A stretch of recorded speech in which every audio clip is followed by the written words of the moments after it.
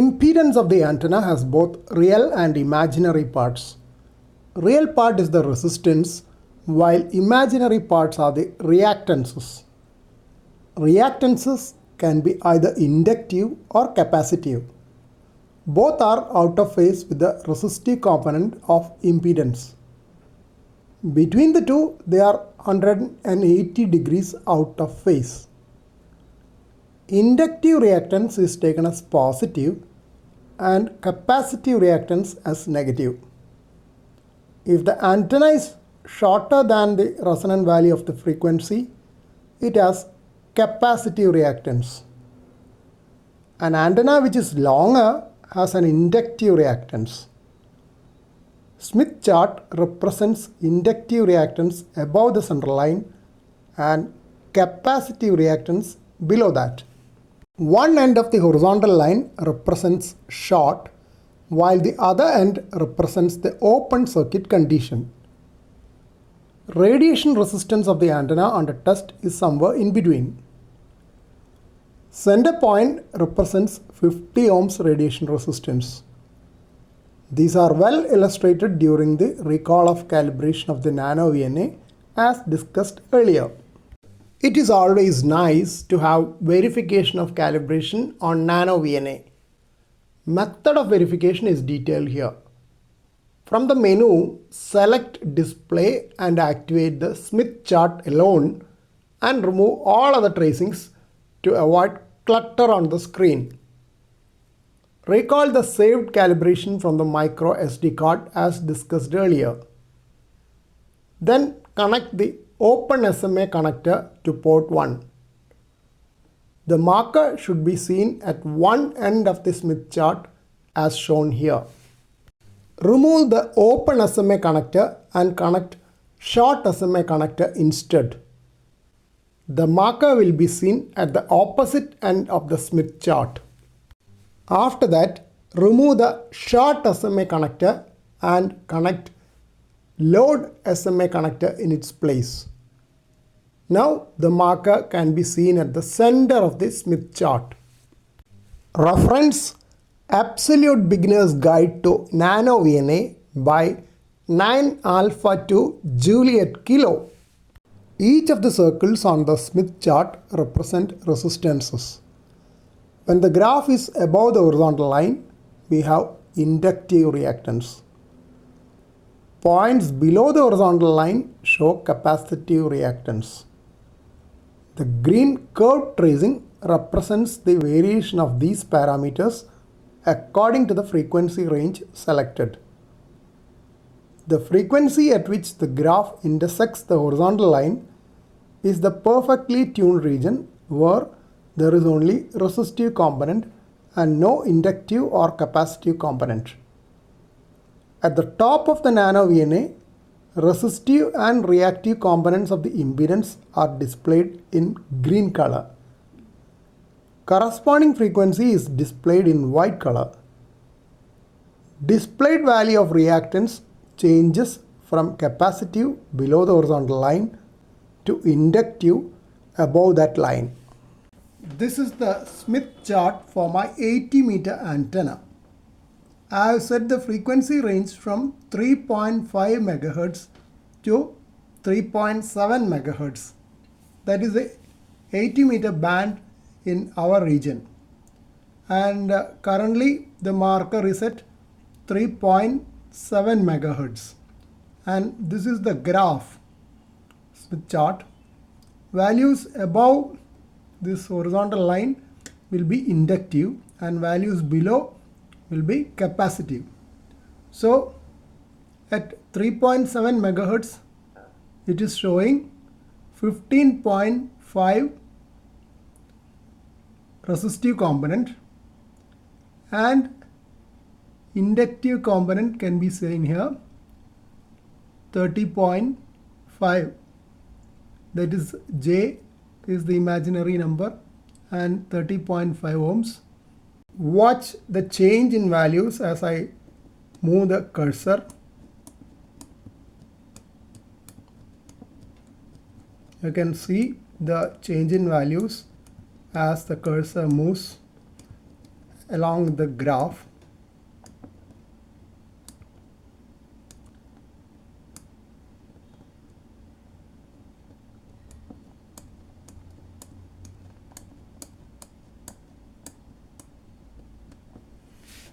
This is almost at the center of the graph.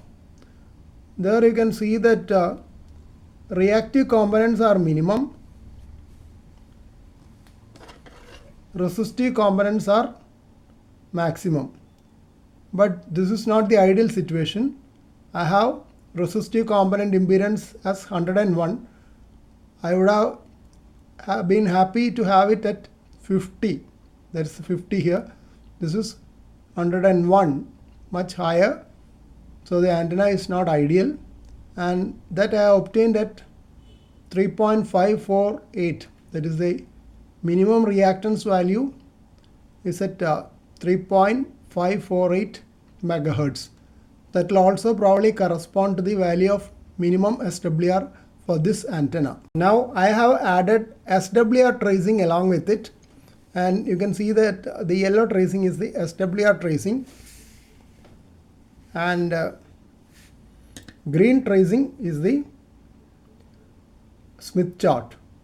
Values on Smith chart I have shifted here, and that for the SWR is here. You can see that the minimum SWR is 2.2. That's not ideal, though tunable with my radio. FT710 has a range up to 3 SWR which can be tuned. Even at this minimum SWR point, it has a resistive component of 110 ohms. One reason which I can think of is that when I made my antenna after several combinations, finally it has ended up with an antenna having multiple joints. So the joints could be the reason why the resistive component is so high. I'll have to try removing all these antenna elements and putting a new wire. I have been thinking why my antenna is having such high SWR in spite of being it having correct length of antenna. Now I can understand from the Smith chart where I am wrong. I have to change the antenna wire and see again. Otherwise I can't find no reason why the physical resistance is so high. So the resistance I presume is high because of the joints. I'll try again after removing those. Just for a curiosity, I am just checking on the 40 meter amateur radio band with the same antenna. You can see that the SWR is very high, 21, and resistive component is almost similar, that is 102. That's what I found by checking the same antenna, 80 meter antenna on 40 meter band, just for curiosity. It is well known that center fed dipole antennas will have high impedance on even harmonic. This is an even harmonic. Now I am testing my fan dipole antenna, which has elements for 40 meter, 20 meter and 10 meter. I have chosen the 20 meter band, and you can see that the SWR, minimum SWR is at 14.178. That's very good. The SWR value is only 1.15. Good for my setup. And the corresponding value of impedance also you can see. The resistive component is almost 50. You can see some variation. 50 is the resistive component, and the other component is capacitive, that you can see almost 7.5 ohms. That's what shown here, and the tracing is below the baseline, so you can know that it is capacitive. If it was above this center line, you will know that it is inductive. The yellow tracing is the SWR tracing, green tracing is the Smith chart. I will remove the yellow tracing and show once again. Now the yellow tracing and the corresponding graph has been removed so that you can see the Smith chart better. See that this is clearly below the horizontal line. That means whatever reactance it has is capacitive. That means antenna is a little bit shorter than what it should be. Even at the minimum SWR, there is some capacitive reactance. If it was above this horizontal line, then it would have been inductive reactance, meaning that antenna is longer. Now I know that my antenna is shorter than what is required. Anyway, I am not going to change it because I am quite happy with this value. It can be easily tuned with my auto tuner in the FT710.